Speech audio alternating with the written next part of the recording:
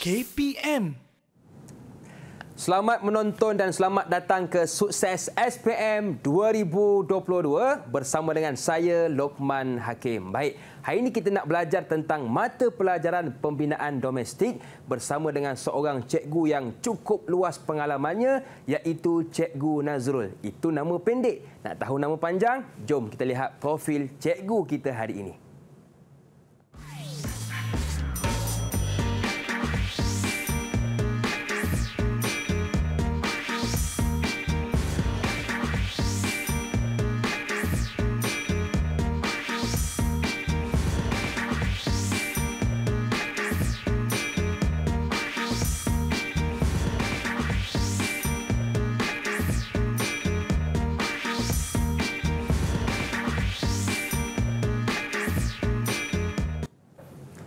Okey, hari ini kita bersama dengan juru bahasa isyarat kita iaitu Cikgu Muhammad Khazain Mat Nasir dari SK Pendidikan Khas Persekutuan Tanjung Bungah, Pulau Pinang. Apa khabar Cikgu? Terima kasih kepada cikgu yang sudi bersama dengan kita dan kita juga bersama dengan cikgu kita iaitu Cikgu Nazrul Fazli Cik Din. Assalamualaikum Cikgu. Assalamualaikum. Apa khabar cikgu? Alhamdulillah baik, sihat. Alhamdulillah, terima kasih juga. Saya pun makin sihat cikgu. Alhamdulillah. Baik cikgu, saya difahamkan kita juga bersama dengan murid-murid dalam talian. Betul kan cikgu? Betul. Boleh ke cikgu perkenalkan mereka kepada kami? Silakan. Okey, yang di atas Muhammad Afif. Hai Afif. Okey, betul. Chong. Hai Chong. Okey, lambai sedikit. Halo. Lim di bawah. Hai Lim. Lim. Dan Syukri. Mana Syukri tak nampak? Okey. Baik, terima kasih kepada murid-murid dalam talian kita yang sudi bersama dengan kita hari ini, juga kepada yang menonton dari rumah. Okey Cikgu Nazrul, untuk segmen ini kita nak fokuskan tentang apa dahulu? Okey, kita akan saya akan mengupas dengan lebih terperinci berkaitan dengan kerja konkret lah. So, subtopiknya adalah acuan konkret. Kotak acuan lah, kotak acuan. Kemudian dalam saya mula Boleh saya mula? Okey. Bismillahirrahmanirrahim. Okey, saya akan kupas berkaitan dengan kotak acuan. Okey, dia di bawah tajuk model 8 kerja konkret. Untuk pengetahuan, kita ada 3 subtopik dalam kerja konkret, iaitu kotak acuan, besi tertulang dan juga konkret bertertulang. Baik. Okay. So, untuk standard pelajaran yang pertama, saya akan menerangkan definisi kotak acuan. Standard yang kedua, menyeraikan bahaban kotak acuan. Ketiga, menjelaskan tujuan pembinaan kotak acuan. Menerangkan ciri-ciri kotak acuan. Dan yang terakhir, menjadikan kotak acuan mengikut ukuran dan saiz yang bersesuaian. Okey, yang terakhir ini lebih kepada amali lah. Di bengkel MPV lah. Yeah. Jadi, yang 1, 2, 3 dan 4 lebih kepada teori pembelajaran. Tapi saya akan terang jugalah teori berkaitan dengan langkah-langkah kerja kotak acuan. Okey. Okey, apa itu kotak acuan? Okey, sebelum tu saya akan menerangkan lebih lebih ringkas apa itu kotak acuan. Okey, ini kotak acuan yang pertama. Jenis yang pertama iaitu kotak acuan asas spek. Okey. Ini lebih saya klasifikasikan sebagai sebuah binaan tu ada akar dan juga ada dia punya pemegang dia lah, pemegang pada bangunan. Jadi dia mesti sebagai akar untuk pastikan bangunan itu kukuh. Okey, yang kedua,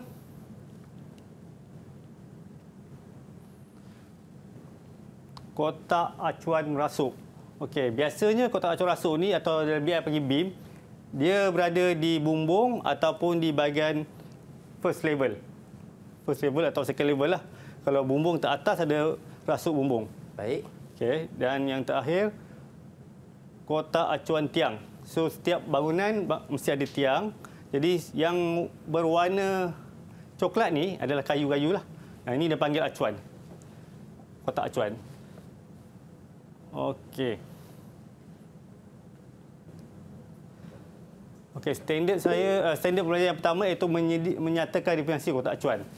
Kotak acuan ni boleh didefinisikan sebagai sokongan sementara sebelum konkrit dituang ke dalam acuan.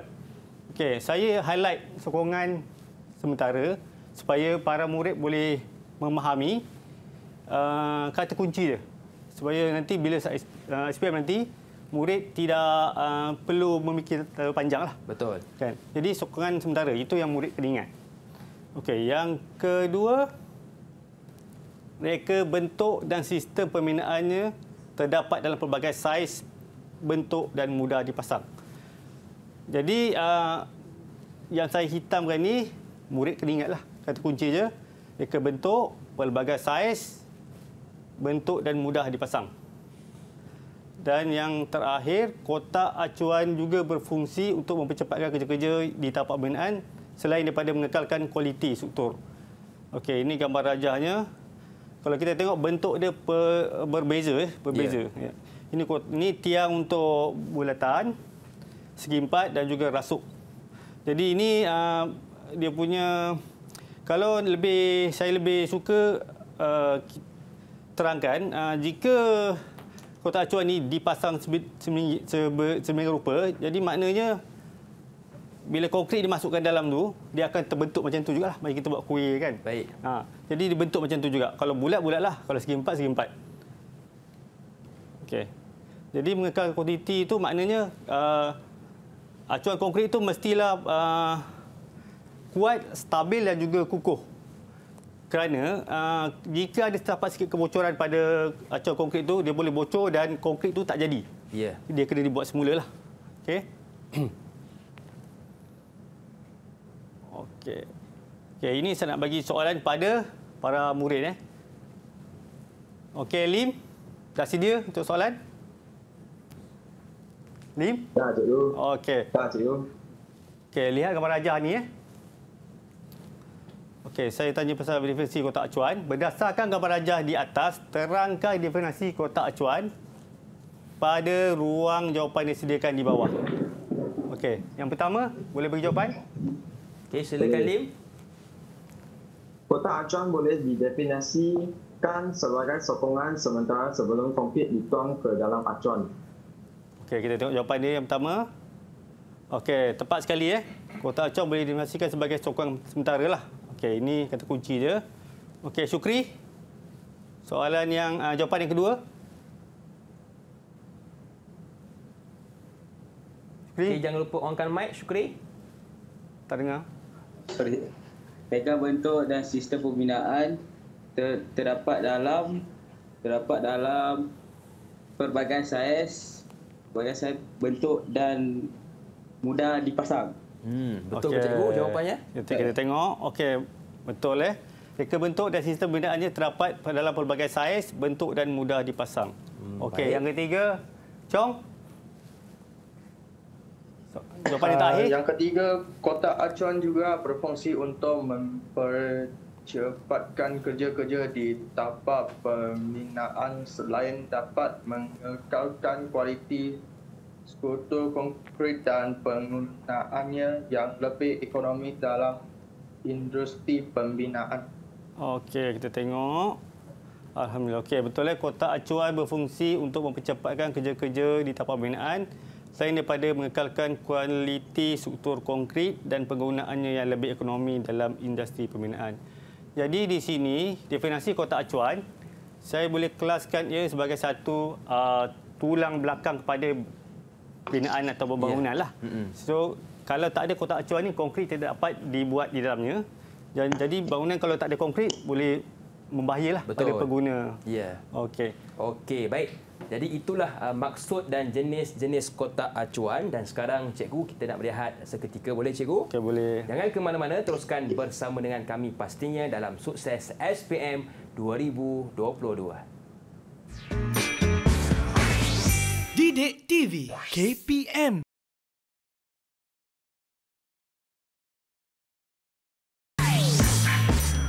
Didik TV KPM.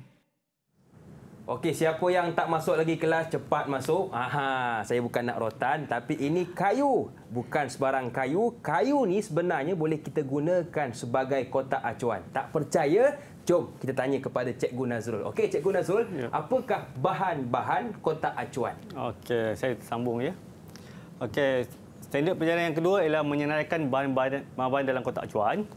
Okey, ni maknanya kotak acuan tu punya bahan lah. Dia bukan bahan-bahan dalam kotak acuan. Dia, kotak acuan tu ada banyak jenis bahan ni lah. Baik. Okey. Yang pertama, kayu. Okey, kayu yang ada depan ni lah. Teman tu.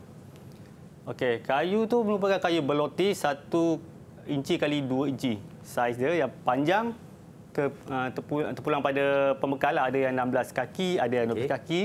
Okey. Ciri-cirinya ialah dia senang untuk dipotong. Maknanya kalau kayu sedemikian untuk dijadikan kotak acuan, dia mestilah dalam grade C, D dan E. Kalau A ataupun B, dia agak keras lah, dia susah dipotong. Okay? C, D dan E. Ya, lebih kurang lah.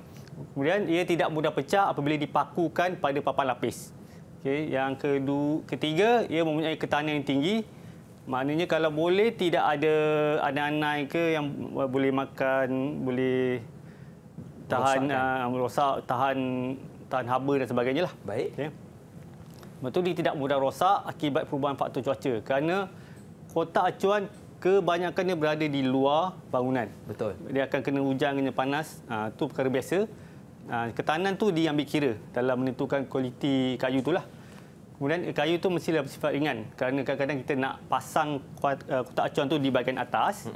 Dia perlu diangkat ke tempat lebih tinggi. Jadi dia perlulah lebih ringan sikitlah. Okay, dan kayu dijadikan sebagai bahan penyokong acuan konkrit. Jadi di situ kalau dia sokong acuan konkrit yang telah dibuat tu supaya dia dapat dimasukkan konkrit yang basah dalam tu dan supaya dia tak jatuh lah. Okay, itu bahan yang pertama. Okay, ini dia punya gambar raja, contohnya. Okay, kayu ni untuk support. Ini support. Ini pun dia sebagai kayu topang lah. Baik. Supaya dia stabil dan tegak. Okay. Kemudian kita ada bahan yang kedua, iaitu papan lapis. Itu yang depan tu lah. Okay. Contoh aja. Papan lapis tu bersaiz standardnya ialah 4 kaki kali 8 kaki lah. Okay. Ia merupakan bahan dalam pembentukan kotak acuan kerana ia senang dipotong dan senang dibentuk. Okay. Kemudian papan lapis ini digunakan dalam muka yang luas, sepertinya di slab ataupun di lantai yang besar. Jadi dia perlu ditempah dalam berapa banyak papan lapis tu dan disambung-sambung dan dipaku-pakukan lah. Dan dipakukan bersama dengan kayu tadilah. Okay. Kemudian papan lapis juga bertindak sebagai penyerap lembapan yang menghalang proses penghidratan simen konkrit. Jadi apabila ada kotak acuan tu dan dipakukan bersama dengan kayu berloti, konkrit basah akan dimasukkan ke dalamnya dan dibiarkan kering selama lebih kurang 2 hingga 4 minggu lah. Jadi dalam masa itu konkrit itu akan menyerap kelembapan sehingga dia betul-betul kering dan baru boleh ditanggalkan. Okay. Jadi kalau kita lihat tu dia agak tebal sikit. Betul. Kan? Jadi tebal sikit tu maknanya dia tidak mudah melentur ataupun tidak mudah bocor lah. Kalau dia nipis dia boleh bocor sebab konkrit ni biasanya dia berat. Okay. Bahan yang ketiga, ini dia punya gambar rajanya. Okay, ini contoh yang saya bagilah. Beam ataupun rasuk, kita letak papan lapis di atas dan disaput dengan kayu-kayu berloti itulah, dan juga ni lantai tingkat atas. Dia perlu menggunakan papan lapis. Okay. Bahan yang ketiga itu plastik. Okay, plastik. Okay, saya tunjuk gambar raja dulu. Okay, sama macam tadi, ia lebih ringan. Cirinya dia lebih ringan, tidak berkarat dan boleh dicuci. Dan ia juga kalau dipasang di luar, dia tak perlu risau lah. Cuaca, panas, hujan, dia tak berkarat lah. Kemudian ia lebih mudah dipasang kerana dia hanya kunci je, tidak perlu dipaku. Okay. Kemudian nota permukaan plastik yang baik dibuat daripada bahan PVC. Okay, dia ada campuran-campuran ni lah, polimer-polimer supaya ia lebih tahan lama dan tidak mudah rosak lah. Okay.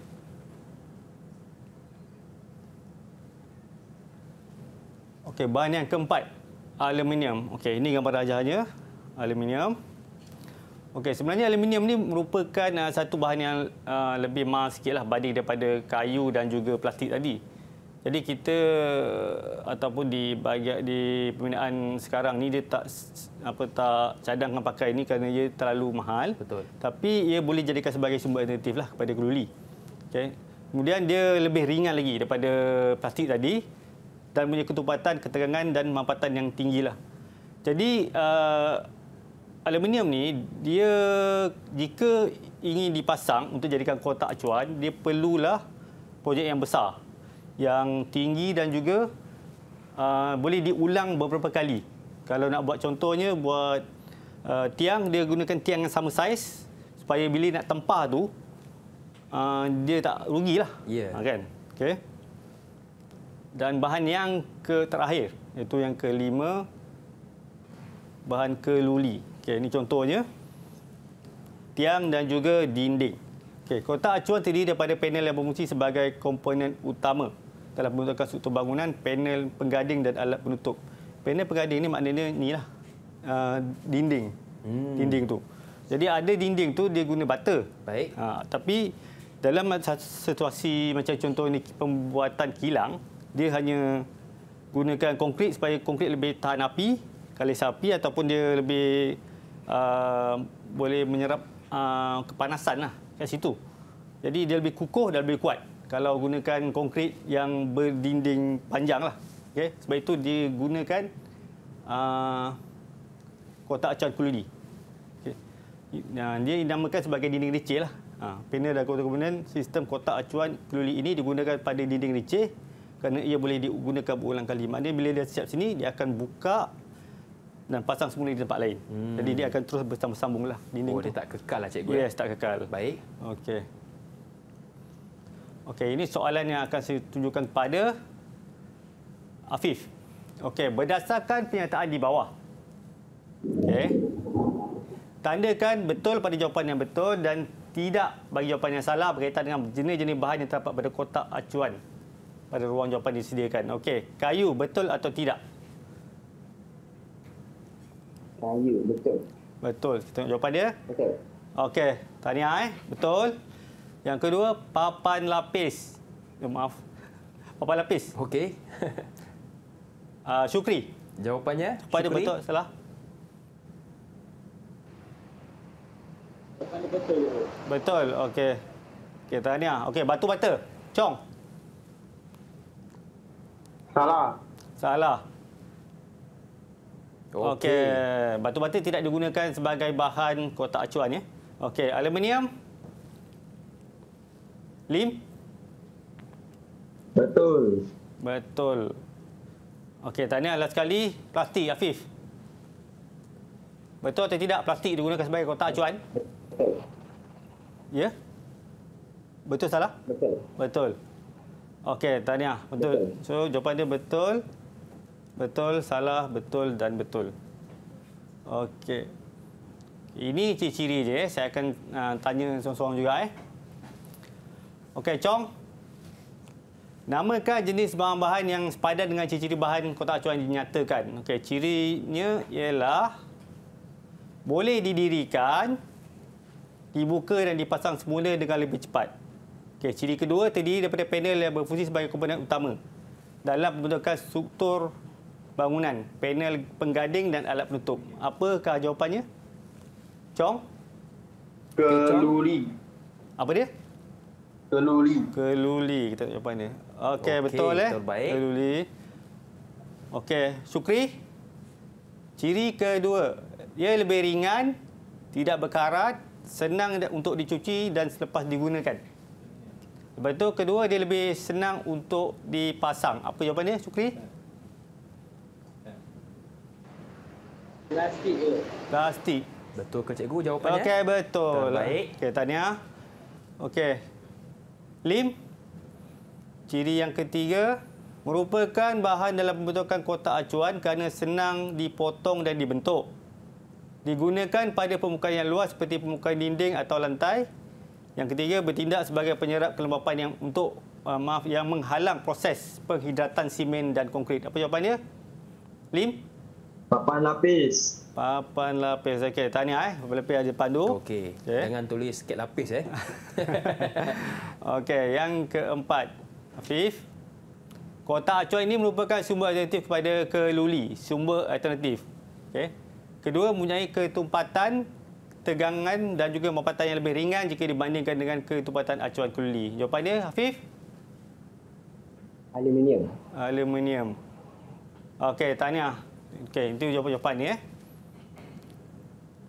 Okey, baik. Jadi ada 5 jenis bahan yang boleh digunakan untuk kotak acuan. Kalau boleh saya imbas kembali.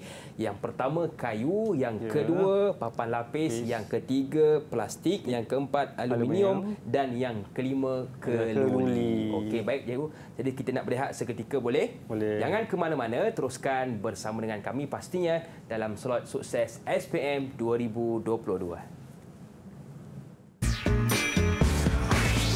Didik TV KPM.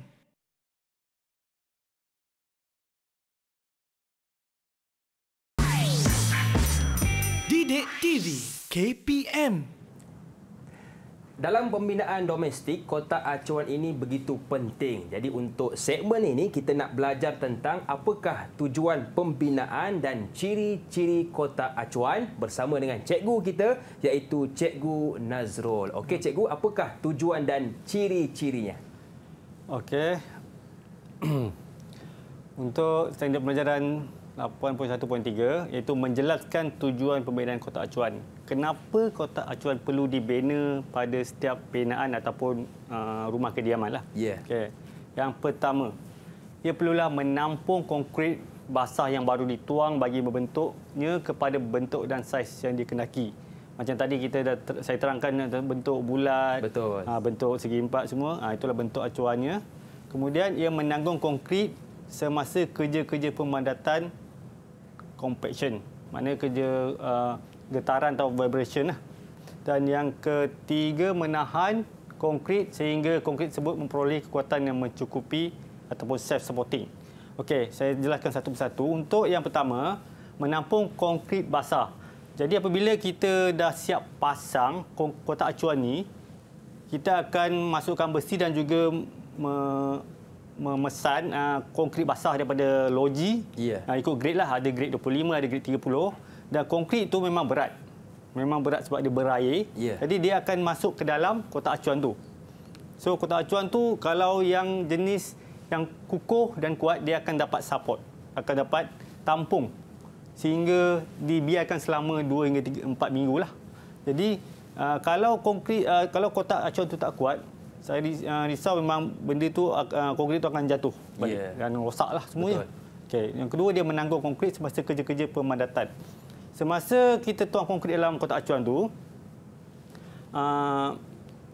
dia ada aliran udara dalam kotak acuan tu. Jadi kita kena padatkan sehingga betul-betul padu, padat dan juga mampatlah. Tidak ada satu ruang pun dalam rasuk ataupun tiang tu. Kalau ada apa-apa lubang atau udara dalam tu, itu boleh menyebabkan crack pada tiang lah. Itu boleh membahayakan bangunan itu sendirilah. Okay. Dan yang terakhir, menahan konkrit sehingga konkrit tersebut memperolehi kekuatan yang mencukupi. Okey, ini gambar rajahnya. Ini gambar rajah yang pertama untuk nota yang pertama, menampung konkrit basah. Konkrit ni diorder daripada loji, kemudian dituang ke dalamnya. Jadi selama mana kotak acuan itu dipasang, dia tetap akan menampung sampai betul-betul keras. Kalau dia terbuka atau tertanggal, konkrit itu tak boleh guna lagi lah. Lepas tu kemudian yang kedua, kerja-kerja pemadatan. Ia perlulah dipadatkan sehingga betul-betul mampat dan tidak ada udara dalam konkrit itulah, sama ada lantai, tiang, rasuk dan sebagainya. Dan yang terakhir, kekuatan yang mencukupi. Maknanya ini kita akan biarkan selama 2 hingga 4 minggu sehingga betul-betul keras. Ini dinamakan proses pengawitan konkrit. Baik. So bila dah betul-betul keras, makna pengguna boleh, macam lantai boleh pijak lah kalau dah keras. Dah selamat untuk dipijak. Kalau dia lembik, dia tak boleh pijak lah. Dia masih lagi berbahaya untuk pijak lah. Okey, itu tujuan pembinaan kotak acuan. Okey, kemudian ciri-ciri kotak acuan. Okey, tadi saya dah terangkan ciri-ciri bahan kotak acuan. Ini ciri-ciri kotak acuan. Maknanya kita dah siapkan kotak acuan tu. Okey, yang pertama kualiti. Kotak acuan mestilah kukuh dan kuat. Kerana ia mampu menahan beban. Okey, macam saya gambar dia tadi lah. Kemudian kotak acuan adalah dipasang pada tepat dan betul. Dan saiz yang betul maksudnya di sini lah. Okey, dan sambungan kotak acuan mestilah rapat dan kemas supaya tidak bocor. Okey, kalau ada bocor sikit, mungkin simen akan terkeluar, air akan terkeluar. Jadi, dia punya nisbah dan kualiti konkrit itu akan kurang lah. Okey, lepas itu keselamatan mestilah dititikberatkan terhadap pekerja, struktur dan peralatan. Itu faktor keselamatan hendaklah dititikberatkan daripada peringkat perancangan dan pengurusan.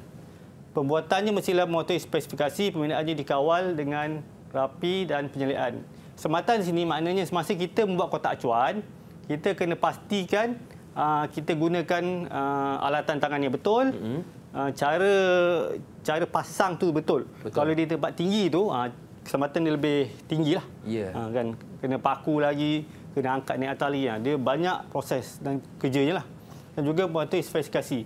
Maknanya sini kalau kotak acuan tu mestilah berbentuk, kalau segi 4 kita tak boleh buat bulat. Ataupun kalau panjang dia 6 meter, tak boleh lebih, tak boleh kurang. Dia mesti tepat-tepat. Itu ada ukuran dia. Spesifikasi dia maksud dia. Dan yang terakhir, ekonomi. Kotak acuan yang dihasilkan mengambil kos yang minimum. Di samping mematuhi kualiti dan keselamatan pembinaan kotak acuan. Okay, di sini kos yang minimum tu maknanya kita guna bahan-bahan yang murah lah. Murah tapi berkualiti lah. Jangan ambil yang mahal. Kerana kita akan gunakan berulang-ulang kali. Bahan-bahan tersebut adalah mudah didapati dan mampu digunakan secara berulang kali. Pertimbangan harus diberikan kepada cara pembinaan jenis kotak acuan dan kemahiran sedia ada. Jadi ekonomi ini jika dapat dilakukan dengan cara yang macam eco-green, dapat menjimatkan kos dan juga alam sekitar, itu lebih baiklah kotak acuan tu. Okey, biasanya kita akan guna kotak acuan yang berbentuk macam kayu lah. Kayu lebih ekonomi sikit. Okey. Okey, ini soalan untuk para murid ya. Okey, lihat gambar raja ya para murid. Ini merupakan kotak acuan untuk lantai konkrit. Menjelaskan tujuan pembinaan kotak konkrit. Okey, soalannya, raja menunjukkan kotak acuan konkrit yang digunakan dalam bidang pembinaan. Tuliskan 3 tujuan pembinaan kotak acuan pada ruang jawapan yang disediakan. Okey, apakah jawapannya? Chong, bagi satu daripada 3 tujuan pembinaan kotak acuan. Okey, Chong, silakan. Jawapan 1, menampung konkrit basah yang baru dituang bagi membentuknya kepada bentuk dan saiz yang dikehendaki. Okey, menampung konkrit basah yang baru dituang bagi membentuk kepada bentuk dan saiz yang dikehendaki. Okey, betul. Okey, yang kedua. Maaf. Yang kedua. Okey, tak apa cikgu.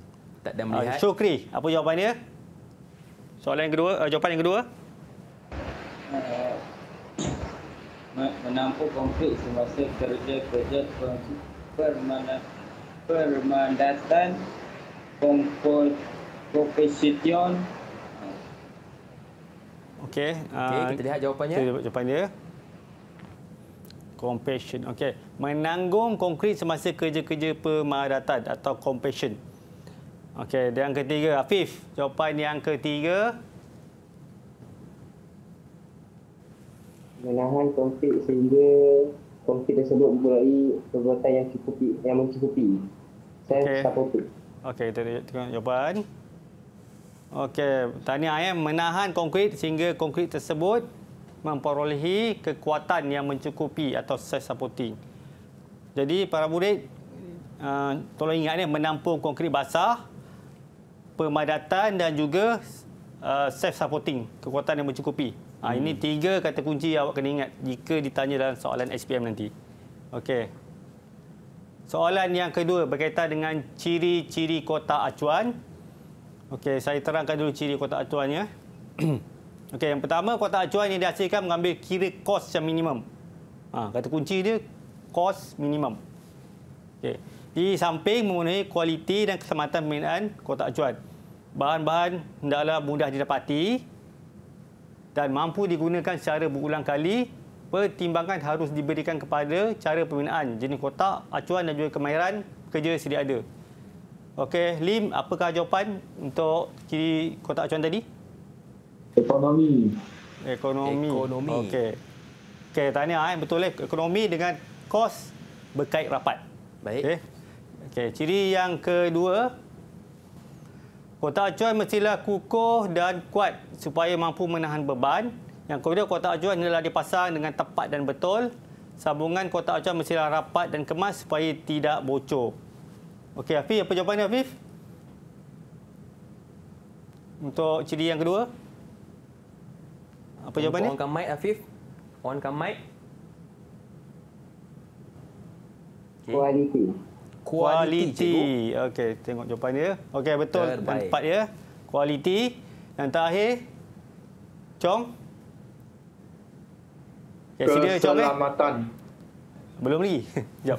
Keselamatan hendaklah mestilah dititikberatkan terhadap pekerja, struktur dan juga peralatan. Faktor keselamatan hendaklah dititikberatkan daripada peringkat perancangan dan pengurusan, dan pembuatan mestilah mematuhi spesifikasi pembinaannya dikawal dengan rapi dan penyalaan. Jawapannya ialah Chong? Keselamatan. Keselamatan. Okey, betul jawapannya. Okey, ekonomi, kualiti dan keselamatan. Ini 3 ciri-cirinya awak kena ingatlah. Okey. Okey, baik. Jadi ada 3 ciri, ekonomi, kualiti dan juga keselamatan. Cuma cikgu, kalau boleh saya bertanya, tadi pada tujuan yang kita belajar iaitu antaranya menahan konkrit sehingga konkrit tersebut memperolehi kekuatan yang mencukupi. Dan cikgu ada sebut mungkin dalam tempoh 2-3 minggu. Jadi bagaimanakah cara untuk kita melihat yang sesuatu kotak acuan itu sudah kuat dan boleh kita cabut ataupun menanggalkannya? Okey, kalau ikut standard daripada arkitek dan juga engineer, dia ada ujian SLAM test. Okey, baik. SLAM test tu bila diambil sikit sampel dan diuji di bahagian dalam konkrit tu. Kalau konkrit tu dah rasa keras dan tidak lembap, maknanya ia boleh ditanggalkan lah. Kotak acuan tu boleh ditanggalkan. Okey, baik. Mungkin dalam tempoh 2 minggu kalau kita buat ujian sudah kuat, maka kita boleh cabut, cikgu. Ya. Okey, baik. Jadi itu antara tujuan dan ciri-ciri kotak acuan yang mudah-mudahan bermanfaat kepada murid-murid kita. Dan sekarang, cikgu, kita melihat seketika, boleh ya? Boleh. Jangan ke mana-mana, teruskan bersama dengan kami pastinya dalam Sukses SPM 2022.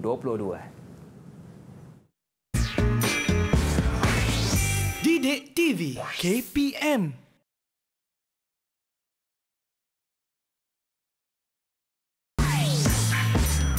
Didik TV KPM.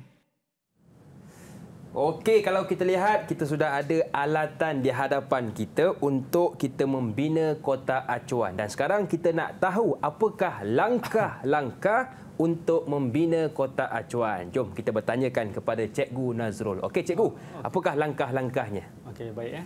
Okey, ini standard kandungan standard pembelajaran yang terakhir, yang kelima, penyediaan kotak acuan. Okey, ini yang saya kata awal tadi, ia adalah amali lah. Amali yang perlu para murid buat di bengkel dan membina kotak acuan di bengkel supaya dia lebih mudah faham apa bahannya dan cara pembuatannya. Okey, cara penyediaan kotak acuan yang pertama, langkahnya ialah menyediakan bahan seperti papan lapis dan kayu yang seperti saya terangkan tadilah. Okey, papan, lapis dan kayu tu boleh dipotong ikut kita punya ukuran lah, ukuran yang dikehendaki. Baik. Okey, yang kedua, menyusun setiap kayu untuk membentuk pra-binaan sebelum dipakukan. Okey, memotong kayu jadi sedemikian rupa mesti menggunakan gaji yang di atas tu. Okey. Gaji tu dipotong mengikut ukurannya lah. Dan sebelum tu kita kena guna tape tu untuk pastikan berapa ukuran yang kita nak. Ada yang panjang, ada yang pendek. Macam ni panjang mungkin dalam 6 meter, yang ni ataupun 3 meter. Lepas tu kita tandakan dan potong dengan gaji. Okey. Lepas tu dah susun. Ini belum paku lagi. Susun dulu. Dapat bentuk yang kita kehendaki. Kemudian langkah ketiga, baru kita pakukan di setiap sisi pendinding kotak acuan tersebut. Paku sehingga betul-betul tidak ada lubang ataupun ruang yang bocor lah. Okey. Yang keempat, okey, apabila kita dah siap yang pertama, dinding yang pertama, kita kena buat lagi yang ketiga. 1, 2 dan 3. Bila ada 3, baru kita cantumkan ke semua papan pendinding dengan paku pada setiap kotak acuan. Okey. Betul, topang kayu ni, yang ni untuk topangnya. Okey. Untuk memastikan dinding kayu ni tidak bergerak. Okey. Dia stabil dan kukuh di situlah. Baik. Okay. Dan yang terakhir sekali, terbentuklah kotak acuan yang telah siap. Okay. Nampak mudah, tapi bila di bengkel lain cerita je lah. Ada yang sukar. Ada yang memang susah nak buat lah sebenarnya. Yeah. Okay. Dan ini jenis-jenis kotak acuan yang telah dibina lah, yang ada di pasaran. Antaranya ialah kotak acuan asas pad. Okay. Dan kotak acuan untuk rasuk. Okay. Jenis manjang. Dan ketiga, yang terakhir ialah menegak. Kotak acuan menegak, itu tiang. Okay. Langkah kerjanya sama saja. 1, 2, 3, 4 dan yang kelima ni boleh jadi kotak acuan asas pad, kotak acuan rasuk dan kotak acuan tiang. Cuma saya tegaskan sini, cara dia sama je. Kena ukur juga, kena paku juga, kena susun juga. Semua sama. Okey. Okey, soalan untuk para murid berkaitan dengan penyediaan kotak acuan. Okey, berdasarkan penyertaan di bawah, susun dan tuliskan. Okey, ini pelajar kena susun mengikut turutan yang betul langkah kerja untuk menghasilkan atau membina kotak acuan yang bahannya papan lapis dan kayu. Okey, sebelum tu boleh tunjukkan tak? Boleh, cikgu. Okey, papan lapis tu. Okey, yang ni cikgu Papan lapis dan juga kayu tu yang okey, kotak acuan tu. Okey. Okey, itu contoh kotak acuan dinding yang satu dinding sajalah. Okey. So para murid kena menjawab soalan untuk menghasilkan kotak acuan sedemikian. Okey. Okey. Saya bagi jawapan dulu. Maaf, saya bagi soalan dulu. Awak kena susun. Okey. Yang pertama, memaku setiap dinding kayu memaku setiap sisi kayu pendinding kotak acuan sehingga ia diulangi dan berbentuk papan pendinding. Menyediakan bahan seperti papan lapis dan kayu, kotak acuan asas pad yang telah siap dihasilkan, menyusun setiap kayu untuk berbentuk pra-binaan sebelum dipakukan, mencantum ke semua papan pendinding dengan paku setiap sisi kotak acuan menggunakan kayu topang. Okey. Syukri, yang pertama. Apa jawapannya? A, B, C dan D? Okey, Syukri. On-kan mic. Yang mana yang mula kena buat dulu? Apa ni dia? Menyediakan bahan seperti papan lapis dan kayu. A, B, C, D atau E? B dia. E. Saya jawapan dia? B, cikgu. B. Okey, B. Menyediakan bahan seperti papan lapis dan kayu. Okey, betul Kena sediakan bahan dulu. Baru kita boleh set yang lain. Okay, yang kedua. Hafiz, jawapan yang kedua. Langkah kedua, apa jawapan yang betul? B. Apa? D. Menyusun D. Menyusun Ya. D Dodol. D. Okey, dodol. Okey, tengok okey betul dia menyusun setiap kayu untuk bentuk pra-binaan sebelum dipakukan. Okey, Chong, jawapan yang ketiga? Yang ketiga A. Memaku setiap sisi kayu pendinding kotak acuan dan dia diulangi sehingga membentuk papan pendinding. Okey, tengok jawapan dia. Betul, A. Dan yang keempat, Lim? Keempatnya lah E. Mencantum ke semua papan pendinding dengan setiap sisi kotak acuan menggunakan kayu topang.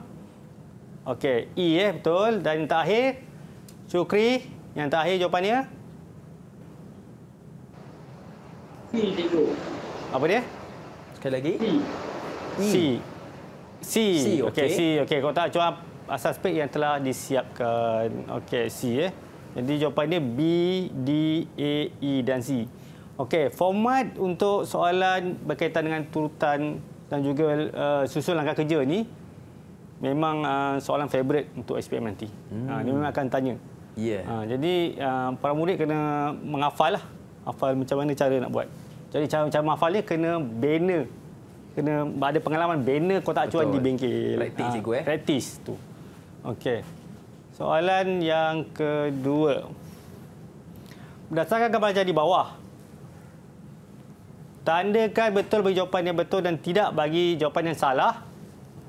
Dengan alatan tangan yang digunakan untuk menghasilkan acuan konkrit pada papan lapis dan kayu. Okey. Bahannya alatan tangannya. Okey, gergaji perlu atau tidak, Syukri? Untuk menghasilkan kotak acuan? Perlu, cikgu. Perlu. Okey, tengok jawapan dia. Okey, betul. Yang kedua, pita pengukur. Okey, Lim, betul atau tidak? Betul, cikgu. Betul. Jawapan dia. Okey, betul. Tahniah. Yang ketiga, tukul kuku kambing. Betul atau tidak? Syukri, maaf. Chong? Betul. Betul, okey. Dan yang terakhir. Afif. Aras spirit. Betul atau tidak? Salah. Okey, salah. Itu jawapan ni. Jadi, dalam soalan SPM nanti, format soalan dia tidak beri nama alatan tu. Ya. Dia hanya beri gambar. Kalau pelajar tu dia tahu gambar tapi tak tahu namanya, dia tak perlu risau kalau dia buat amali ni di bengkel. Baik. Dia pegang gergaji, pegang tukul besi dan sebagainya lah. Dia paku semua, dia ada pengalaman. Okey. Seterusnya soalannya. Okey, kesimpulan. Okey, kesimpulan untuk kotak acuan ni. Okey, para murid kena ingat kotak acuan merupakan sebuah binaan atau sokongan sementara yang dibina sebelum konkrit dituang dalam kotak acuan tersebut. Okey, mana di sini para murid kena ingat kata kunci sebuah binaan atau sokongan sementara. Itu yang biasa akan ditanya dari segi definasi. Di dalam soalan SPM, definisi kotak acuan. Ini jawapannya. Sebuah binaan atau sokongan sementara. Kalau ini jawapan diberikan, hanya ini saja, maka dah ada markah kat situ. Faham? Separuh daripada markah itulah. Okey. Dia tak penuh lah. Tapi jawapan ini betul lah. Okay. Kemudian kesimpulan yang kedua, bahan. Apakah bahan kotak acuan? Ini pun biasa ditanya. Dan di pasaran pembinaan di Malaysia, kita ada kayu, papan lapis, plastik, aluminium dan keluli. So ini yang biasa digunakan dalam pembinaan di tapak bina. Dan yang paling banyak digunakan ialah kayu dan papan lapis. Ya. Okay. Dan kesimpulan terakhir, terdapat 3 jenis kotak acuan. Asas pad, rasuk dan tiang. Asas pad ni di bahagian bawah tanah. Okay. Kemudian ada rasuk tanah, rasuk bumbung, rasuk first level lah dan juga tiang. Tiang pada setiap bangunan atau binaan itulah. Okey. Okey cikgu. Tadi cikgu ada menyebutkan tentang alatan-alatan yang akan kita gunakan dalam membina satu kotak acuan itu, antaranya gergaji, antaranya juga pita pengukur. Okey, jadi kalau contohlah salah satu alatan ini tidak mencukupi, mungkin kita ada gergaji tapi tidak ada pita pengukur. Jadi apakah kesan yang mungkin akan berlaku dalam sesuatu pembinaan tersebut? Okey, kalau contohnya tidak ada pita pengukur, dikhawatiri saiz kotak acuan tu tak sama atau tak ikut spesifikasi dalam lukisan seni bina itulah. Okey. Kemudian kalau tak sama, mereka ataupun kontraktor tu kena beli lagi papan lapis tu ataupun kayu tu dan dia akan sambung balik. Itu akan rugi dan makan masa lah, makan kos semua. Jadi takut nanti banyak dihabiskan, kos banyak dihabiskan di situ. Jadi seleloknya mesti beli satu, tak mahal pun, ukur dengan cara yang tepat lah. Ya. Dan kadang-kadang kalau kita lihat murid kita juga cikgu kadang-kadang dia bab kata cikgu tadi pandai membina tapi kadang-kadang tak mengenal alatan. Dia tahu ini fungsinya untuk apa. Jadi kalau tak kenal tak apa ke cikgu? Hanya tahu fungsi. Dikhawatiri dalam soalan SPM nanti, dia akan tanya nama kat atas tu, murid tak jawab. Tapi kalau ada gambar rajah dan tidak ditanya nama, tanya fungsi je, mungkin pelajar boleh jawab ataupun murid boleh jawab lah. Tapi kalau kita lihat wajah-wajah murid kita, contoh dalam talian ni, semua pakar-pakar ni, tunjuk dah boleh jawab alatan itu, apakah fungsinya. Okey, baik. Jadi terima kasih sekali lagi kepada cikgu kita, Cikgu Nazrul Fazli Cik Din, dan juga juru bahasa isyarat kita, Cikgu Muhammad Khazain Mat Nasir. Tak dilupakan juga kepada murid-murid dalam talian dan yang menonton dari rumah. Saya doakan anda semua berjaya dengan cemerlang. Saya Luqman Hakim, mohon izin undur diri. Ada rezeki, jumpa lagi. Assalamualaikum dan salam sejahtera. Bye-bye. Jumpa lagi.